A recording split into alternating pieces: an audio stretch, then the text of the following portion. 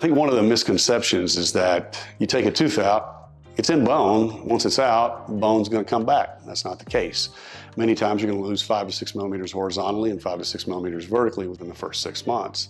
So even if you're not ready for an implant that day, a bone graft will probably save you from having to have a bigger procedure later on, or certainly will allow you to get from not having a tooth to having a tooth much quicker. Does everyone have to have a bone graft? No, there are some exceptions, but for the most part, if you're doing an immediate implant, you've got to put bone in there because there will be resorption over time, and the bone graft will help your body make more bone and also prevent some of the resorption that can take place with time. So we do use bone grafting for that reason as well. Some people have no bone at all, so bone grafting is pertinent to do that as well, and trying to recreate some level of a jawbone for them is important.